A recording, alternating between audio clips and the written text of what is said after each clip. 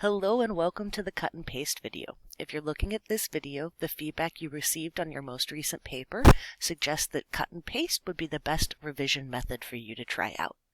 This video will show you how to use the cut and paste method to revise your paper. By looking at a sample paper, we can determine how to use that paper and the template to provide feedback that can be used for revision. Let's take a look. The cut and paste template is organized into several sections. The first is your introduction, then you'll see 4 pages for example paragraphs, and finally the conclusion. In the introduction, I think about the introduction in 3 parts: the lead, your sources, and your purpose statement or claim. Each example paragraph has 3 parts as well: the top bun or setup for that paragraph, the meat or quotation, and the bottom bun, which contains a summary and analysis of the quote you chose as your meat. The next 3 pages are example paragraphs, and if we scroll down all the way to the bottom, we'll see the conclusion. Each of these pages is set up with descriptions on the left, kind of directions to help you figure out how to use this section, and specific questions or guides on the right. The left-hand side tells you what each section of your paper should look like, and the right-hand side offers you a place to cut and paste material from your paper that's working well and add in some writing where you see the gaps. Let's take a look at how we can use this template with our sample paper. Now, everybody always wants to start at the beginning, and they'll often revise their papers from the beginning to the end, which means the beginning gets a lot more attention than the end. One of the cool things about the cut and paste template is that you can choose any section and just cut and paste and revise those sections independent of the whole paper. Let's take a look at how we could start with the conclusion. On the right-hand side, we have Harley Quinn's conclusion, and on the left-hand side, we have our template. The conclusion template asks us to restate our claim in words that are different from your introduction, talk about what you learned about drafting, and discuss how what you learned about drafting will help you in future assignments. As you can see, Harley Quinn's assignment is discussing revision. That's not because she did something wrong, but she was working in a class where their task was to talk about revision, not drafting. For the sake of argument and for the sake of example, let's just pretend this fits with drafting. So if we take a look at Harley Quinn's conclusion, we can see that she begins with the sentence, "Writing to revise will help a writer to figure out what they're trying to say. A writer will revise by writing many drafts, and revision is a process that takes many tedious steps in writing drafts to become good." I can assure you that this connects with Miss Quinn's claim. So I'm going to go ahead and take this here. I'm going to copy it, cut it, and I'm going to paste it into this part of the template, showing that we have that already in our conclusion. Then the next part asks, what did you learn about drafting? Quinn writes, "Personally, writing the downdraft and updraft and dental has helped me revise my writings. I can easily see what order my writing should be in, and it allows me to get my ideas in the paper. I like to write notes on a separate sheet of paper and organize them later on as I revise. I use this technique for writing this paper, and it helped me find my purpose. I wrote several drafts and revised all my drafts to make sure they had clarity for my reader. Revising is a long process, but it's satisfying in the end for the reader." In this section, we see Harley Quinn discuss what she learned about drafting, and she's talking about revision, talking about getting her ideas on paper, and she talks about that pretty much in this entire section. We'll cut that out. Now, the last question says, how did what you learned about how writers draft help you in future writings, or how would it help you in this essay? Well, what Quinn has over here doesn't connect to that question, so there's a really good chance that this piece is not going to end up in our final paper. She does discuss a little bit about the process she went through and what she learned about drafting. But really, we don't have that discussion about how what you learned helped in this essay and how it'll help in next essays. You could potentially take, I used this technique and wrote several drafts and put it down here, but you would still have to add something that discusses, how these lessons will apply to future papers. So we have part of it, but we know that we need to add a little something extra. So let's look at the conclusion. Let's take a look back at that intro. As you saw from the conclusion, we're going to use the template to figure out what we have and what we need to add. The lead is really the last thing that I look at for a paper, but Harley Quinn has a pretty good lead, so we can start there. It's what gets your reader's attention. I often write it last. Source sentences are specific sentences that talk about who you read, what you read, and what you're going to use that to show. And your claim or purpose statement discusses or tells your readers exactly what this paper will discuss.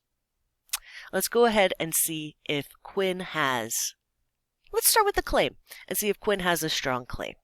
Now, by the order of the template, the claim would be last in the paper. However, if we look at Quinn's draft, her claim appears after her lead. Let's take a look. A writer revises to try to figure out what they're trying to communicate to an audience. A writer does not just sit down and start with an awesome article. Instead, a writer will start with shitty drafts. A writer uses shitty drafts in order to figure out what they have to say and how to say it. So there we go. This right here is Harley Quinn's purpose. A writer uses shitty drafts to figure out what they have to say and how to say it. She has chosen not to use this template. If she wanted to use this template right here, she could say, in this paper I will discuss how a writer uses shitty drafts to figure out what to say and how to say it. But you don't have to. Quinn has decided to jettison that little template phrase, and that's fine by me. Because her purpose was after the lead, that suggests that everything that came before it was probably the lead. If you think this stuff introduces the ideas in your paper well, you can go ahead and paste them into the lead. If you don't have sentences that introduce your paper well, you can add them now. If we take a look down here at the source part, I've already highlighted some moments in Quinn's draft that show how she's using these sentences. If you take a look, she has the first parts down. In this paper, I will use Anne Lamont's shitty first draft. In this paper, I will use Anne Lamont's piece, shitty first drafts, right? And then she says, in order to show. But what she's going to show isn't that specific, in order to show how to revise. So I'm going to take that sentence out. I'm going to put it over here. And I'm going to say, I'm going to leave that highlighted because we're going to have to replace to show how to revise with something more specific. I can do the same for her Peter Elbow example and her Murray example. These are all Harley Quinn source sentences. However, the highlighted part is not specific. So what Quinn's going to have to do is come back here and discuss what she's going to use Lamont to show. Maybe she'll use Lamont to show how writing messy drafts helps writers figure out their claims or purposes. There you go. And so you replace it with something more specific. The idea behind doing this is to make sure that the pieces you have are as specific as possible. If you need an example, you can take a look over here at our example. I'll leave these highlighted as a way to show myself that I need to go back and revise them. And then I'll come down and probably take a look at an example paragraph.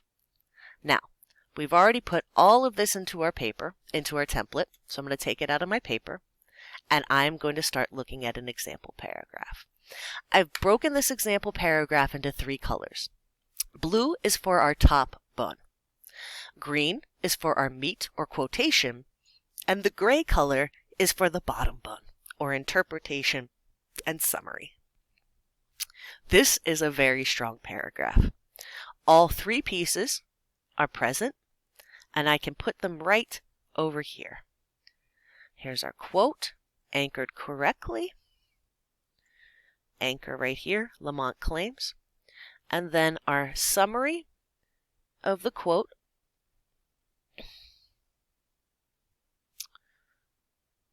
Right here. Summarizing the ideas of the quote. So it says, very few writers know what they're doing until they've done it. They type a few stiff warm-up sentences, but they don't find themselves bounding along like huskies across the snow. And then down here, we see that a writer usually does not know how to begin their writings, this direct summary. Even a writer who's experienced or natural at writing. Sometimes a writer needs to take a step back and relax to distract themselves from their writing to get over their block or anxiety. This stuff about taking a step back isn't in the quote, which means that must be the stuff that is helping us interpret.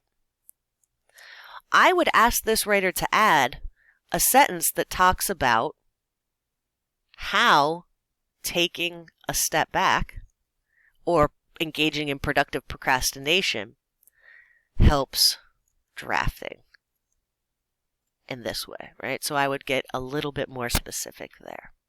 The more specific you can get in your bottom bun, the better. If we take a look back up here, we have our quote and we have our top bun. You'll notice that this top bun is highlighted blue, and so is this part, and so is this part. One of the things that I wanted to show in this video is how we have to have a strong main idea sentence for each paragraph. The main idea sentence needs to summarize what's going on in that paragraph. This one says that free writing will help a writer figure out what they're communicating. The rest of the top bun sets that up. We have a quote that talks about how writers don't know what they're doing until they've free written. And then it summarizes the quote and looks at how free writing can help. Again, I think we do need a little bit here to talk about how free writing could help better. But that's the purpose of this template, to find what we need.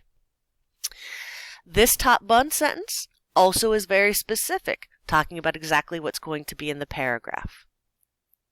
The next, also specific, but when we come here to this Peter Elbow paragraph, the top bun sentence just says, Elbow explains a writing process called the skeleton. We don't know what the skeleton process looks like, we don't know what the skeleton process involves, and we don't know how the skeleton process is going to help us with our drafting or our revising. So, this is only part of that main idea sentence. You will need to have more. You will need to have something that talks about how this skeleton helps writers draft or revise. Remember, this paper was talking about drafting and revision. You'll just talk about drafting. We do have our quote, right? He says, create bones, make them brief as possible. And we have our introduction to that quote, our anchor. And then the rest of the paragraph, talking about summarizing the quote and interpreting how that quote connects to how writers draft or revise. And I think this does a pretty good job, so we can copy and paste those pieces in there. But what we've seen is that that top bun statement isn't strong. Now, I know you're saying, how am I going to know if the top bun statement isn't strong, Dr. A?